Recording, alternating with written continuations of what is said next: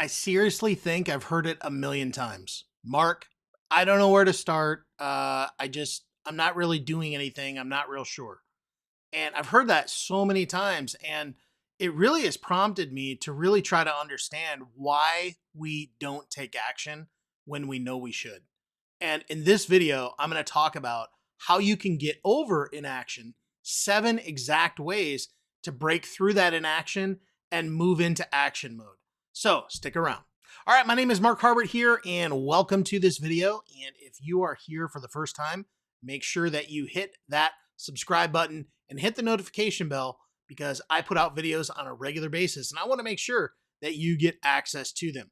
Now, let's go ahead and let's talk about how we get over inaction.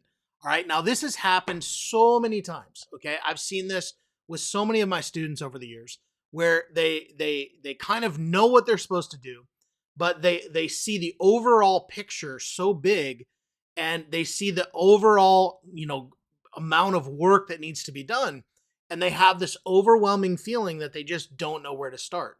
And I recently put out a course, and one of the things by one of my students says, I just don't know where to start. And my reply back was, start in module 1. Start just going through it.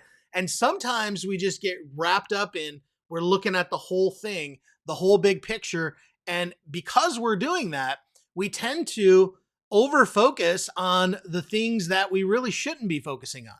We should just be focusing on the front part. Just look at it, start from the beginning and take it one chunk at a time. Now, this course that I created was 12 modules and literally over 100 videos.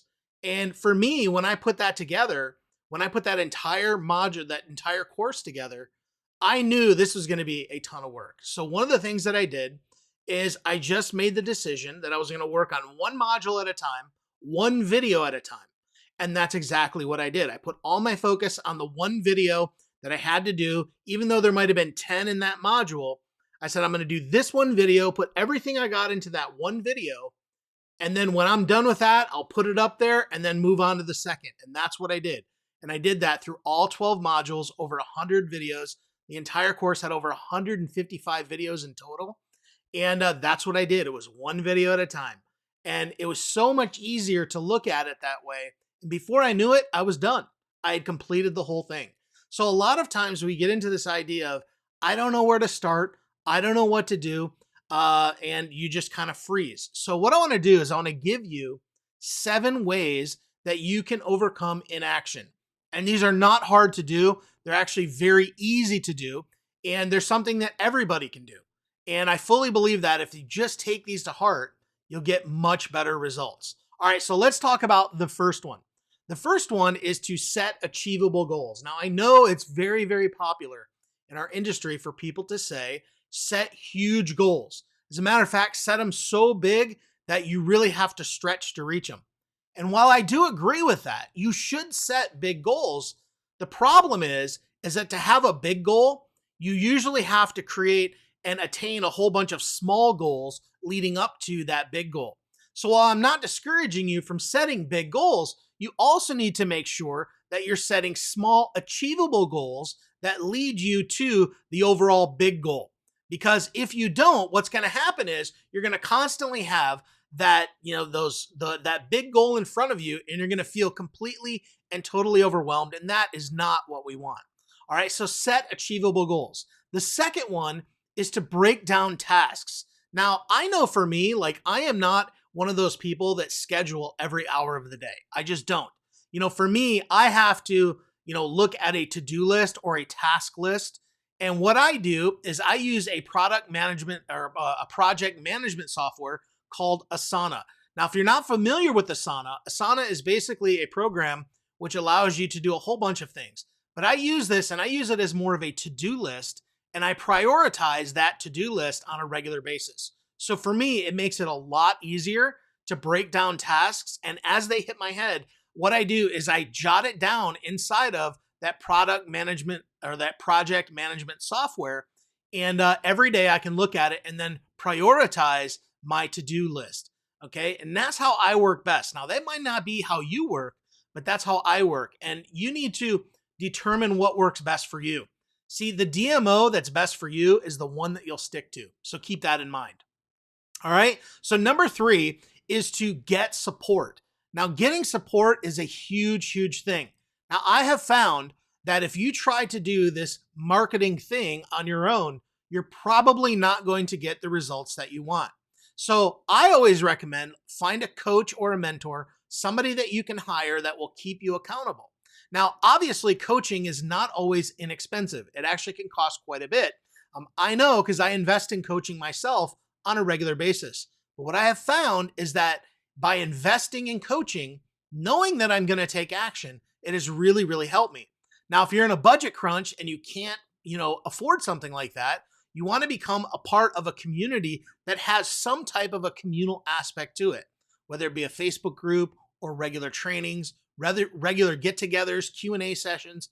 I have a program called TLS Insiders, which is we do exactly that. As of right now of this recording, it's only $47 a month.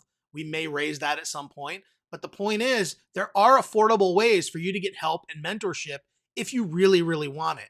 So you want to make sure that you do get support, because getting support is a big thing that can really help you on your journey to success. All right, so let's go ahead and dive into the next one. And the next one is very, very important. All right, this is huge. You want to set or take calculated risks. Look, nothing of value in life is ever going to 100% be risk-free. If you want to build a business, there are going to be risks involved. You've got to be willing to step out and take some risks, because everybody wants a sure thing. We all want sure footing beneath our feet. But the truth of the matter is that there's no guarantee that anything's not going to fall apart at any point. The only thing you can guarantee, I guess, that you're not going to have any risks is if you just stay in bed all day and don't leave the house. There are risks with everything we do. There are risks stepping outside the house. There are risks when we drive our car down the street that, who knows, somebody could hit us. That's a risk. So you have to be willing to take some calculated risks in your business if you really want to move forward and you want to get over the inaction problem. So a lot of people are not taking action because they're just afraid. Maybe they're not real sure. They're not real convinced. They don't believe in their own ability to complete the tasks. But the cool thing is that we can always move forward when we decide to take some risks. And I will tell you, there have been risks that have paid off for me, and there have been some that have not. But I'll tell you what, I've always learned from the ones that have not worked out the way I wanted them to. They were great learning experiences. Weren't always fun in the moment, but I'll tell you what, they were some of the greatest learning experiences that I've ever gone through. All right, so let's dive into another one, and this is learn to manage fear and uncertainty. I have learned over the years, when I have fear in something, that is usually a red flag for me to go out and actually do what it is that I'm fearful of. So you have to ask yourself, every time that you have fear, is it because you're afraid of what are you exactly afraid of? That's the question. What exactly am I afraid of? Because I can tell you that if you start to use your fears and your anxieties and your uncertainties as red flags, a lot of times we can go, I'm feeling fear, and that's exactly why I need to do this. And I have learned that over the years, that when I start to feel afraid of something, or something has got me a little nervous, what I do is I then use that as a red flag in order for me to go, that's why I need to do it. So that is an important key to making this whole thing work for you. All right, so the next one is to adopt a growth mindset. This is huge. You want to always be growing. I've been in this industry, this online marketing industry, for a long time. Well over 15 years. I've been in the home business space for over 20 years. Actually, it's more like 22 years now, 23 years. And I will tell you that I am always learning. I never, ever, ever think to myself that I've learned it or I've reached the peak of my learning potential. I just never, ever think that way. And you shouldn't think that way either. One of the things that you really want to do is adopt a growth mindset. And that is that I'm never going to stop learning. This one course that I bought is not going to be the end all be all course. It's not going to be the last one I ever purchase. You know, one of the things that I know is that years ago, when I used to be involved in air conditioning, my company would send us almost every single month to ongoing training. They would send us to training so that we could constantly be up to date with new technology. So this is the way that you want to look at it as well too. You know, I am really good at certain aspects of my business, but I'm still buying courses, getting books, listening to training, and learning in those areas because I always want to be at the top of my game in those areas. And that's the way you want to think as well. All right, so let's move on to the final one. And the final one is, this is huge because we all suffer from it in many ways, is we have to stop overthinking things.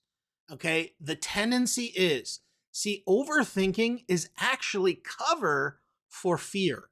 A lot of times we overthink things, but what's really happening is we're overthinking it because underneath all of that is actually a fear mindset.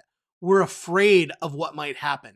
We want to be absolutely sure that we're doing it the right way before we take action. And that is not how you want to think. I have adopted the philosophy over the years that I am going to jump out of the plane and figure out how the parachute works on the way down. Now, some people might not like that, but the truth is it has served me incredibly well because sometimes I've jumped into things. I've not really known exactly how I'm going to accomplish the goal, but I know that when I'm in it, when I'm in the thick of it, what happens is amazing because I actually will figure it out. And because that I'm forced myself to figure it out, what happens is incredible stuff because through that, I've learned to grow. And that's what you want as well. So stop overthinking things, jump in, and experience can be the greatest learning for you that you're ever going to experience ever. So let's just review it real quick so that we know. So set achievable goals, break down those tasks, get support, take calculated risks, manage fear and uncertainty, adopt a growth mindset, and by gosh, please stop overthinking things. Because the more you overthink, the less action you take. And the less action you take is the less results you're going to get. Because no action equals no results, and you have no right to claim results on action you haven't taken. If you enjoyed this video, make sure you like it, subscribe, and also check the description for more resources. All right, we'll see you in the next video. Bye-bye.